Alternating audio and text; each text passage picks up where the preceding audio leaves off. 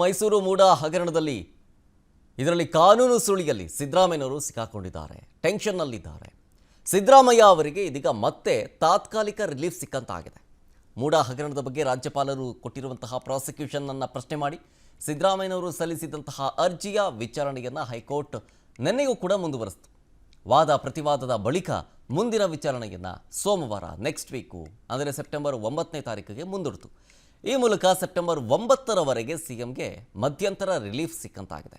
ಹೈಕೋರ್ಟ್ನ ನ್ಯಾಯಮೂರ್ತಿ ನಾಗಪ್ರಸನ್ನ ಪೀಠ ವಿಚಾರಣೆಯನ್ನು ಆರಂಭಿಸಿ ದೂರುದಾರ ಸ್ನೇಹಮಯಿ ಕೃಷ್ಣ ಅವರ ಪರ ಹಿರಿಯ ವಕೀಲ ಕೆಜಿ ರಾಘವನ್ ಅವರ ವಾದವನ್ನು ಆಲಿಸಿತು.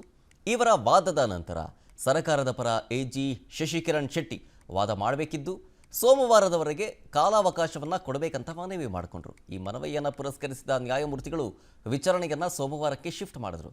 ಅದೇ ರೀತಿ ಸೆಪ್ಟೆಂಬರ್ 12ನೇ ತಾರೀಕು ಸಿಎಂ ಪರ ವಕೀಲ ಅಭಿಷೇಕ್ ಮನು ಸಿಂಘ್ವಿ ಅವರು ವಾದ ಮಾಡಲಿದ್ದಾರೆ. ಅವತ್ತೇ ಅರ್ಜಿ ವಿಚಾರಣೆಯನ್ನು ಮುಗಿಸೋಣ ಅಂತ ನ್ಯಾಯಮೂರ್ತಿಗಳು ಹೇಳಿದ್ದಾರೆ. ಇನ್ನು ಮೂಡ ಹಗರಣದ ಬಗ್ಗೆ ಹೈಕೋರ್ಟ್ನಲ್ಲಿ ವಿಚಾರಣೆ ಆರಂಭವಾದಾಗ ದೂರುದಾರ ಸ್ನೇಹಮಯಿ ಕೃಷ್ಣ ಅವರ ಪರ ಹಿರಿಯ ವಕೀಲ ಕೆಜಿ ರಾಘವನ್ ಅವರು ವಾದವನ್ನು ಮಂಡಿಸಿದರು.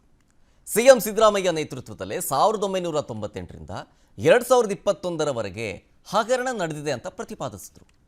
ಸಿದ್ದರಾಮಯ್ಯನವರ ಪತ್ನಿ ಪಾರ್ವತಿ ಅವರಿಗೆ 14 ಸೈಟ್ಗಳನ್ನು ಪಡೆಯೋವರೆಗೆ ಸಿದ್ದರಾಮಯ್ಯ ಪರೋಕ್ಷವಾಗಿ ಹಸ್ತಕ್ಷೇಪವನ್ನು ಮಾಡಿದ್ದಾರೆ. ಅಲ್ಲದೆ ಅವರು ತಮ್ಮ ಪ್ರಭಾವವನ್ನು ಹೆಂಗೆ ಬಳಸಿದ್ದಾರೆ ಅಂತ ಎಳೆಯಾಗಿ ಬಿಚ್ಚಿಟ್ಟರು. 1998ರ ಮೇ ತಿಂಗಳಲ್ಲಿ ಮೂಡ ಸ್ವಾಧೀನಪಡಿಸಿಕೊಂಡಿದ್ದ ಭೂಮಿ ಡಿನೋಟಿಫೈ ಮಾಡಲಾಗಿದೆ. ಆಗ ಸಿದ್ದರಾಮಯ್ಯನವರು DCM ಆಗಿದ್ದರು. ಸಾಮಾನ್ಯ ಜನರು ಅವರು ಏನಾದರೂ ಜಮೀನು ತಗೊಂಡಿದ್ರೆ ಅಥವಾ ಅವರ ಜಮೀನಾಗಿದ್ದಿದ್ರೆ ಭೂ ಮಾಲೀಕತ್ವವನ್ನು ಸಾಬೀತುಪಡಿಸಿ ಅಂಥೇಳಿ ಅಧಿಕಾರಿಗಳು ಕೇಳ್ತಾ ಇದ್ರು. ಆದರೆ ಇಲ್ಲ, ಹಂಗಾಗಿಲ್ಲ. DCM ಆಗಿದ್ದ ಸಿದ್ದರಾಮಯ್ಯನವರ ಬಾಮೈದುನ ಭೂಮಿಯಾಗಿದ್ದರಿಂದ ಯಾವುದೇ ಪ್ರಶ್ನೆಯೂ ಕೇಳಲಿಲ್ಲ. ಸೈಟು ಹಂಚಿಕೆ ಮಾಡಿದ ಭೂಮಿಯನ್ನು ಮತ್ತೆ ಜಿಲ್ಲಾಧಿಕಾರಿಯಿಂದ ಪರಿವರ್ತನೆ ಮಾಡಲಾಗಿದೆ. ಇಲ್ಲಿ 2010ರಲ್ಲಿ ಸಿದ್ದರಾಮಯ್ಯ ಪತ್ನಿಗೆ ದಾನ ಕೂಡ ಮಾಡಲಾಗಿದೆ. ಈ ಸರಣಿ ಘಟನೆಗಳು ಸಿದ್ದರಾಮಯ್ಯ ಅವರಿಗೂ ಕೂಡ ಅಕ್ರಮಕ್ಕೂ ಇರುವಂತಹ ಸಂಬಂಧ ಅಂಥೇಳಿ ರಾಘವನ್ ನ್ಯಾಯಮೂರ್ತಿಗಳಿಗೆ ತಿಳಿಸಿದರು. ತನಿಖೆಗೆ ಹೈಕೋರ್ಟ್ ತಡೆ ನೀಡಬಾರದು ಅಂತ ಕೂಡ ಮನವಿಯನ್ನು ಮಾಡಿಕೊಂಡ್ರು.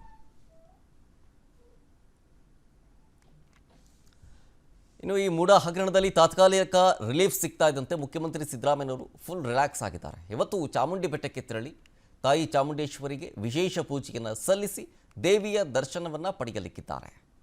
ನಿನ್ನೆ ಹೋಗಬೇಕಾಗಿತ್ತು, ಆದರೆ ವಿಚಾರಣೆ ಇತ್ತು. ಕೋರ್ಟ್ ವಿಚಾರಣೆಗೇನಿತ್ತು. ಹೀಗಾಗಿ ಅವರ ಶೆಡ್ಯೂಲ್ನೆಲ್ಲ ಕ್ಯಾನ್ಸಲ್ ಮಾಡಿ ಮನೆಯಲ್ಲೇ ಕೋರ್ಟ್ನ ವಾದ ಪ್ರತಿವಾದವನ್ನು ನೋಡ್ತಾ ಇದ್ರು. ಅದಾದಮೇಲೆ ಈಗ ನೆಕ್ಸ್ಟ್ ವೀಕ್ಗೆ ಮುಂದೂಡಿಕೆ ಆಗಿದೆ. ನಿನ್ನೆ ಬೇರೆ ಹೋಗಬೇಕಾಗಿದ್ದು ಕ್ಯಾನ್ಸಲ್ ಮಾಡಿದ್ರಲ್ಲ, ಹಾಗಾಗಿ ಇವತ್ತು ಚಾಮುಂಡಿ ಬೆಟ್ಟಕ್ಕೆ ಭೇಟಿ ನೀಡಿ ದೇವಿಯ ದರ್ಶನವನ್ನು ಪಡೆದು ವಿಶೇಷ ಪೂಜೆಯನ್ನು ಸಲ್ಲಿಸಲಿಕ್ಕಿದ್ದಾರೆ.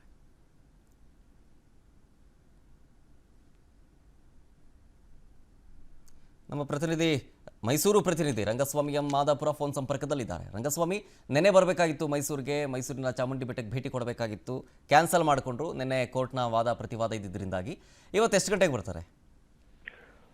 ಇಂದು ಬೆಳಿಗ್ಗೆ 11 ಗಂಟೆಗೆ ಸರಿಯಾಗಿ ಚಾಮುಂಡಿ ಬೆಟ್ಟದ ದಾಸೋಹ ಭವನದಲ್ಲಿ ಚಾಮುಂಡೇಶ್ವರಿ ಕ್ಷೇತ್ರ ಅಭಿವೃದ್ಧಿ ಪ್ರಾಧಿಕಾರದ ಮೊದಲ ಸಭೆಯನ್ನ ಮುಖ್ಯಮಂತ್ರಿ ಸಿದ್ದರಾಮಯ್ಯನವರು ನಿಗದಿ ಮಾಡಿಕೊಂಡಿದ್ದಾರೆ. ಶರತ್, ಆ ಮೂಲಕವಾಗಿ ಚಾಮುಂಡಿ ಬೆಟ್ಟದ ಅಭಿವೃದ್ಧಿ ಪ್ರಾಧಿಕಾರ ಅನ್ನುವಂತಹ ಪರಿಕಲ್ಪನೆಯೇ ಮುಖ್ಯಮಂತ್ರಿ ಸಿದ್ದರಾಮಯ್ಯ ಅವರದ್ದು. ಅಂದ್ರೆ ಅವರೇ ನಮ್ಮ ಬಜೆಟ್ ನಲ್ಲಿ ಆ ವಿಚಾರವನ್ನ ಪ್ರಸ್ತಾಪ ಮಾಡಿದ್ರು. ಆ ಮೂಲಕವಾಗಿ ಬೆಟ್ಟದ ಅಭಿವೃದ್ಧಿಗೆ ನಾಂದಿ ಆಡುವಂತಹ ಕೆಲಸವನ್ನ ಬಜೆಟ್ ನಲ್ಲಿ ಮಾಡಿದ್ರು. ಆ ನಂತರದಲ್ಲಿ ಈಗ ಮೊದಲ ಸಭೆಯನ್ನ ಅವರ ನೇತೃತ್ವದಲ್ಲಿಯೇ ಮಾಡುವ ಮೂಲಕವಾಗಿ ಪ್ರಾಧಿಕಾರ ಅನ್ನುವ ಕಾನ್ಸೆಪ್ಟ್ಗೆ ಅವರೇ ಚಾಲನೆಯನ್ನ ಕೊಡಲಿದ್ದಾರೆ. ಬಹಳ ಮುಖ್ಯವಾಗಿ ಚಾಮುಂಡಿ ಬೆಟ್ಟದ ಪ್ರಾಧಿಕಾರ ರಚನೆಗೆ ಸಂಬಂಧಪಟ್ಟಂತೆ ಹಲವಾರು ರೀತಿಯ ಬೇಡಿಕೆಗಳಿದ್ದು ನಿಜ. ಆದ್ರೆ ಅದನ್ನ ಜಾರಿಗೆ ತರುವ ನಿಟ್ಟಿನಲ್ಲಿ ಸಿದ್ದರಾಮಯ್ಯನವರು ಹೆಜ್ಜೆಯನ್ನ ಇಟ್ಟಿರೋದು ಚಾಮುಂಡಿ ಬೆಟ್ಟದ ಭಕ್ತರು ಮತ್ತು ಅಭಿವೃದ್ಧಿಯನ್ನ ಬಯಸುವಂತಹ ಬಹುತೇಕರು ಅವರನ್ನ ಮೆಚ್ಚಿಕೊಳ್ಳುವಂತಹ ಬೆಳವಣಿಗೆಯಾಗಿದೆ. ಆದ್ರೆ ಒಂದು ರೀತಿಯಲ್ಲಿ ಚಾಮುಂಡಿ ಬೆಟ್ಟದ ಪ್ರಾಧಿಕಾರದ ನೆಪದಲ್ಲಿ ಒಂದಷ್ಟು ಅಂದ್ರೆ ಚಾಮುಂಡಿ ಬೆಟ್ಟಕ್ಕೆ ಸಂಬಂಧಪಟ್ಟಂತೆ ಅನಗತ್ಯವಾಗಿ ಹಸ್ತಕ್ಷೇಪವನ್ನ ಮಾಡ್ತಿದ್ದಾರೆ ಅಂತ ಯಾರು ಅರ್ಥ ಮಾಡ್ಕೊಳ್ತಾರೆ ಅವರು ಒಂದು ರೀತಿಯಲ್ಲಿ ಇದು ಸಿದ್ದರಾಮಯ್ಯನವರಿಗೆ ಮುಳುವಾಗುತ್ತೆ ಅನ್ನೋ ಮಾತುಗಳನ್ನ ಹೇಳ್ತಿದ್ದಾರೆ. ಅಂದ್ರೆ ಈ ಚಾಮುಂಡಿ ಬೆಟ್ಟದ ಪ್ರಾಧಿಕಾರದ ರಚನೆ ಮಾಡುವಂತಹದ್ದು ಅಥವಾ ಆ ಮೂಲಕವಾಗಿ ಏನು ರಾಜವಂಶಸ್ಥರಿಗೆ ಸಂಬಂಧಪಟ್ಟ ಆಸ್ತಿ ಅನ್ನುವ ರೀತಿಯಲ್ಲಿ ರಾಜವಂಶಸ್ಥರು ಅದನ್ನ ಕಾನೂನಾತ್ಮಕವಾಗಿ ಹೋರಾಟವನ್ನ ಮಾಡ್ತಿದ್ದಾರೆ. ಅದನ್ನ ನೇರವಾಗಿ ಚಾಮುಂಡಿ ಬೆಟ್ಟದ ದೇವಸ್ಥಾನ ಮತ್ತು ಅದಕ್ಕೆ ಸಂಬಂಧಪಟ್ಟ ಎಲ್ಲಾ ಆಸ್ತಿಯನ್ನು ಸರ್ಕಾರದ ಸ್ವಾಧೀನಕ್ಕೆ ಪಡೆದುಕೊಳ್ಳುವ ಪ್ರಯತ್ನ ಏನಿದೆ ಅದು ಒಂದು ರೀತಿಯಲ್ಲಿ ಸಿದ್ದರಾಮಯ್ಯನವರು ಈ ಎಲ್ಲ ಕೆಲಸಗಳನ್ನ ಮಾಡ್ತಿರುವ ಕಾರಣಕ್ಕಾಗಿಯೇ ಮೂಡ ಹಗರಣದಂತಹ ಸಮಸ್ಯೆಗೆ ಸಿಲುಕೊಂಡಿದ್ದಾರೆ ಅನ್ನೋ ಮಾತುಗಳು ಕೂಡ ಕೇಳಿ ಬರ್ತಿದ್ದಾವೆ. ಈ ಬೆಳವಣಿಗೆಗಳ ಆಧಾರದ ಮೇಲೆ ಹೇಳೋದಾದ್ರೂ ಕೂಡ ಮುಖ್ಯಮಂತ್ರಿ ಸಿದ್ದರಾಮಯ್ಯನವರು ಮೈಸೂರಿನಲ್ಲಿ ಜನಾಂದೋಲನ ಸಮಾವೇಶವನ್ನ ಮಾಡಿ ಜನಾಂದೋಲನ ಸಮಾವೇಶದ ಸಕ್ಸಸ್ನ ನಂತರದಲ್ಲಿ ಚಾಮುಂಡಿ ಬೆಟ್ಟಕ್ಕೆ ಭೇಟಿಯನ್ನ ಕೊಟ್ಟಿದ್ರು, ಪೂಜೆಯನ್ನ ಸಲ್ಲಿಸಿದ್ರು. ಆ ನಂತರ ಈಗ ಕೇವಲ 22 ದಿನಗಳ ನಂತರದಲ್ಲಿ ಮತ್ತೆ ಚಾಮುಂಡಿ ಬೆಟ್ಟಕ್ಕೆ ಭೇಟಿಯನ್ನ ಕೊಟ್ಟು ಪೂಜೆಯನ್ನ ಸಲ್ಲಿಸಿ ಪ್ರಾಧಿಕಾರದ ಸಭೆಯನ್ನ ನಡೆಸ್ತಿರೋದನ್ನ ಗಮನಿಸಿದ್ರೆ ಸಿದ್ದರಾಮಯ್ಯನವರು ಒಂದು ರೀತಿಯಲ್ಲಿ ಅಷ್ಟಾಗಿ ದೇವರ ಪೂಜೆ ಪುನಸ್ಕಾರಗಳು ಅಥವಾ ಬೆಟ್ಟಕ್ಕೆ ಭೇಟಿಯನ್ನು ಕೊಡುವಂತಹದ್ದು ಅವರ ರಾಜಕೀಯ ಜೀವನದಲ್ಲಿ ಅಪರೂಪ ಅನ್ನೋದನ್ನ ಹತ್ತಿರದಿಂದ ಬಲ್ಲಂತವರು ಮತ್ತೆ ಮತ್ತೆ ಬೆಟ್ಟಕ್ಕೆ ಭೇಟಿ ಕೊಡ್ತಿರೋದ್ರ ಕಾರಣ ಏನು ಅನ್ನುವ ರೀತಿಯಲ್ಲಿ ಕುತೂಹಲದಿಂದ ಕೂಡ ಕೇಳ್ತಿದ್ದಾರೆ. ಇದೆಲ್ಲವನ್ನೂ ಗಮನಿಸೋದಾದ್ರೂ ಕೂಡ ಒಂದು ರೀತಿಯಲ್ಲಿ ಸಿದ್ದರಾಮಯ್ಯನವರು ಹೆದರಿದ್ರ ಅನ್ನುವ ಪ್ರಶ್ನೆಗೆ ಒಂದಷ್ಟು ಹೌದು ಅಂತಲೂ ಉತ್ತರ ಇದ್ದಿರಬಹುದು. ಆದ್ರೆ ಅಭಿವೃದ್ಧಿಯ ದೃಷ್ಟಿಯಿಂದ ಮಹತ್ವದ ಹೆಜ್ಜೆಗಳನ್ನ ಇಡ್ತಿರೋದಂತೂ ಸತ್ಯ. ಶರತ್ ಹುಣಸೂರು. ಥ್ಯಾಂಕ್ ಯು ರಂಗಸ್ವಾಮಿ ಡೀಟೇಲ್ಸ್ಗಾಗಿ. ಮೈಸೂರು ನಗರ ಅಭಿವೃದ್ಧಿ ಪ್ರಾಧಿಕಾರದಲ್ಲಿ ಅಕ್ರಮ ನಡೆದಿದ್ದ ಪ್ರಕರಣ ವಿಚಾರಕ್ಕೆ ಸಂಬಂಧಪಟ್ಟಂತೆ ವಿಸ್ತಾರ ನ್ಯೂಸ್ ವಿಸ್ತೃತ ವರದಿಯನ್ನು ಪ್ರಸಾರ ಮಾಡಿತ್ತು. ನಮ್ಮ ವರದಿಯ ಬೆನ್ನಲ್ಲೇ ಜಿಟಿ ದಿನೇಶ್ ಕುಮಾರ್ ಸಸ್ಪೆಂಡ್ ಆಗಿದ್ದಾರೆ. ಯಾರಿದು ಜಿಟಿ ದಿನೇಶ್ ಕುಮಾರ್ ಅಂತಂದ್ರೆ ಹಾವೇರಿ ವಿವಿ ಕುಲಸಚಿವರು. ಹಾವೇರಿ ವಿವಿ ಕುಲಸಚಿವ ದಿನೇಶ್ ಕುಮಾರ್ ಅಮಾನತಾಗಿದ್ದಾರೆ. ಮೂಡ ಮಾಜಿ ಆಯುಕ್ತರಾಗಿದ್ರು ಇದೇ ಜಿಟಿ ದಿನೇಶ್ ಕುಮಾರ್.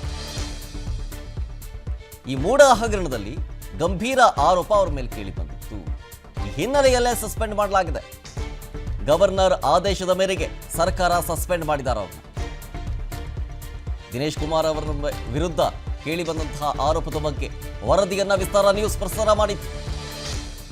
ವಿಸ್ತಾರ ವರದಿಯ ಬೆನ್ನಲ್ಲೇ ಜಿಟಿ ದಿನೇಶ್ ಕುಮಾರ್ ಸಸ್ಪೆಂಡ್ ಆಗಿದ್ದಾರೆ. ಇದು ವಿಸ್ತಾರ ನ್ಯೂಸ್ ವರದಿಯ ಬಿಗ್ ಇಂಪ್ಯಾಕ್ಟ್. ಅವರು ವಿವಿ ಕುಲಸಚಿವರಾಗಿ ನೇಮಕವಾಗಿದ್ದು ಕೇವಲ 3 ದಿನ, ಅಂದರೆ ಆಗಸ್ಟ್ 30ನೇ ತಾರೀಕು ಅವರು ನೇಮಕಗೊಂಡಿದ್ರು. ರಾಜ್ಯ ಸರ್ಕಾರವೇ ನೇಮಕ ಮಾಡಿತ್ತು. ಆದರೆ ನೇಮಕಗೊಂಡ 3 ದಿನದಲ್ಲಿ ನೋಡಿ ಸಸ್ಪೆಂಡ್ ಆಗಿದ್ದಾರೆ. ಇದ್ರ ಬಗ್ಗೆ ದಿನೇಶ್ ಕುಮಾರ್ ಅವರು ಈ ಹಗರಣದಲ್ಲಿ ಏನು ಪಾತ್ರ ಇದೆ ಅನ್ನೋದರ ಬಗ್ಗೆ, ಏನು ಆರೋಪ ಕೇಳಿ ಬರ್ತಾ ಇದೆ ಅವರ ವಿರುದ್ಧ ಅನ್ನೋದರ ಬಗ್ಗೆ ವಿಸ್ತೃತ ವರದಿಯನ್ನು ಪ್ರಸಾರ ಮಾಡಿತ್ತು. ಸೊ ನಮ್ಮ ವರದಿಯ ಬಿಗ್ ಇಂಪ್ಯಾಕ್ಟ್ ಅನ್ನುವಂತೆ ನಮ್ಮ ವರದಿಯ ಬೆನ್ನಲ್ಲೇ ಜಿಟಿ ದಿನೇಶ್ ಕುಮಾರ್ ಸಸ್ಪೆಂಡ್ ಆಗಿದ್ದಾರೆ. ಇನ್ನು ಮೂಡ ಮಾಜಿ ಆಯುಕ್ತ ದಿನೇಶ್ ಕುಮಾರ್ ಸಸ್ಪೆಂಡ್ ಆದ್ರಲ್ಲ, ಈ ಕೇಸ್ ಸಂಬಂಧ ತಾಂತ್ರಿಕ ಸಮಿತಿಯ ವರದಿಯ ಆಧಾರದ ಮೇಲೆ ತಲೆದಂಡವಾಗಿದೆ. ದಿನೇಶ್ ಅವಧಿಯಲ್ಲಿ ನಿರ್ದೇಶನ ಉಲ್ಲಂಘನೆ ಆರೋಪ ಕೇಳಿ ಬಂದ ಕಾರಣ, ಸರ್ಕಾರ ನೀಡಿದಂತಹ ರೂಲ್ಸ್ಗಳನ್ನು ಬ್ರೇಕ್ ಮಾಡಿದ್ದ ಕಾರಣ ಅಮಾನತು ಮಾಡಲಾಗಿದೆ ಅಂತ ಆದೇಶ ಹೊರಡಿಸಲಾಗಿದೆ. ನೋಡಿ, 2009ರಿಂದ 50-50 ಅನುಪಾತ ಜಾರಿಗೆ ಬಂದಿತ್ತು. ಹಳೆ ಬಡಾವಣೆಗಳಿಗೆ 50-50 ನಿಯಮ ಅನ್ವಯಿಸಿದ್ರು ಇದಿರೇ ದಿನೇಶ್.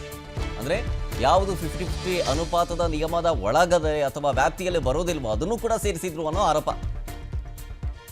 ವ್ಯಾಪ್ತಿ ಮೀರಿ ಬಡಾವಣೆ ನಿರ್ಮಾಣ ಮಾಡಿದ್ದಾರೆ ಅನ್ನೋ ಆರೋಪ. ಮೂಡ ಮಾಜಿ ಆಯುಕ್ತ ಜಿಟಿ ದಿನೇಶ್ ಕುಮಾರ್ ಈ ಸಂಬಂಧ ಅಮಾನತಾಗಿದ್ದಾರೆ.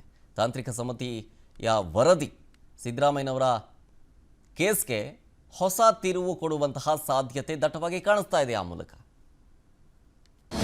ಅನುಕ್ಷಣದ ಸುದ್ದಿಗಳಿಗಾಗಿ ವಿಸ್ತಾರ ನ್ಯೂಸ್ ಯೂಟ್ಯೂಬ್ ಚಾನೆಲ್ ಸಬ್ಸ್ಕ್ರೈಬ್ ಮಾಡಿ. ಹೊಸ ಸುದ್ದಿಗಳ ನೋಟಿಫಿಕೇಶನ್ಗಾಗಿ ಬೆಲ್ ಐಕಾನ್ ಕ್ಲಿಕ್ ಮಾಡಿ.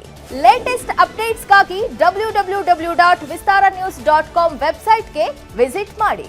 ಅಂಗೈಯಲ್ಲೇ ಜಗತ್ತಿನ ಸುದ್ದಿ ತಿಳಿಯಲು ವಿಸ್ತಾರ ನ್ಯೂಸ್ ಕನ್ನಡ ಆಪ್ ಡೌನ್ಲೋಡ್ ಮಾಡಿ.